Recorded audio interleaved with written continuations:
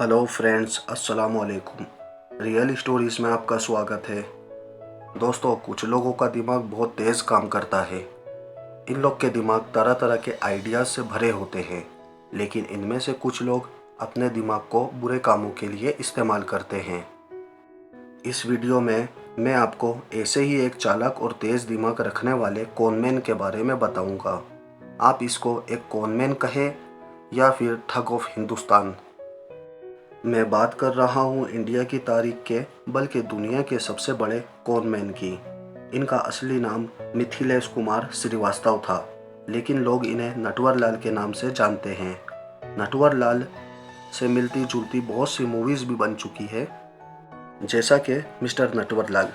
ये वही आदमी था जिसने दुनिया के अजूबों में से एक ताजमहल को एक बार नहीं बल्कि 3 बार बेच दिया था।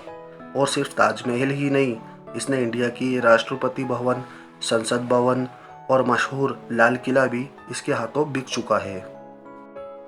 नटवर लाल का जन्म 1912 में बिहार के एक गांव बांग्ला में हुआ था। इसने लॉ पढ़ा और ये वकील बन गया। वकालत के दौरान लोगों के लिए ये नकली सिग्नेचर किया करता था। दोस्तों, उस दौर में ना तो एटीएम मशीन होती थी, इसलिए सारे काम सिग्नेचर से होते थे। नटवर लाल को ये ख्याल आया कि ये नकली सिग्नेचर करके काफ़ी पैसे कमा सकता है। नकली सिग्नेचर करके इसने पहली कमाई 1000 रुपये की करी, जो उस समय काफ़ी ज़्यादा थी। और फिर देखते ही देखते अपनी चालाकी से इसने इतने बड़े बड़े लोगों पर हाथ साफ किया कि दुनिया हैरान रह गई। जैसा कि नटवर लाल नकली सिग्नेचर करने में माहिर था, फिर चाहे वो किसी अमीर इंसान के सिग्नेचर हो या फिर प्राइम मिनिस्टर के, इसके किए हुए नकली सिग्नेचर को पहचानना बहुत मुश्किल था। सिर्फ यही नहीं, यह आदमी हुलिया बदलने में भी माहिर था। इसने अपनी लाइफ में 50 से ज़्यादा रूप धारे। ये कभी चाय वाला तो कभी गवर्नमेंट ऑफिसर तक बन जाता था। यहाँ तक कि एक बार किसी अंग्रेज को लूटने के लिए ये इंडिया का प्रेसिडेंट भी बन गया था। ये सोशल वर्कर बन जाता और देश के अमीर तरीन लोगों के पास पहुँच जाता था। इसने इंडिया के अमीर तरीन लोगों को कई बार लूटा था, जिसमें टाटा, अंबानी और बिरला फैमिलीज भी शामिल है।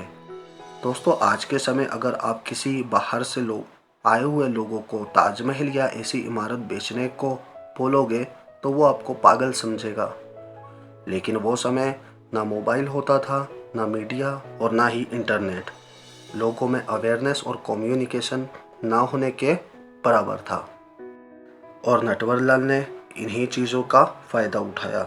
ये गवर्नमेंट ऑफिसर बनकर ताजमहल देखने आए अंग्रेज़ों से मिलता और बोलता कि इंडियन गवर्नमेंट ताजमहल को बेचना चाहती है। इसने खुद का एक ऑफिस भी बना रखा था। अपनी बातों से नटवर लाल ये लोगों को आराम से कन्विंस कर लेता था, और फेक डॉक्यूमेंट्स और सिग्नेचर तो इसके बाएं हाथ का खेल था। फिर ये लोगों से एडवांस पैसे लेकर गायब हो जाता था। इस तरह इसने ताजमहल को 3 बार अलग अलग लोगों को बेचा। और यही नहीं, एक बार तो इसने एक अंग्रेज टूरिस्ट को इंडिया की पार्लियामेंट भी बेच डाली थी। नटवर लाल के ऊपर 8 राज्य के 100 से ज़्यादा केसेस थे। नटवर लाल ने खुद की चालाकी और कन्विंसिंग पावर की वजह से इंडियन सरकार से ये भी दावा किया था कि अगर उसको मौका दिया जाए तो वो अपने ठग से इंडिया को विदेशी कर्ज से भी मुक्त करा सकता है। नटवर लाल ने खुद का स्कूल सिर्फ इसलिए खोला था कि वो बच्चों की फाइनेंशियल कंडीशन जान सके। नटवर लाल को उसकी ठगी के लिए 114 साल की सज़ा सुनाई गई थी, लेकिन उसने कुल मिलाकर 20 साल ही जेल की हवा खाई।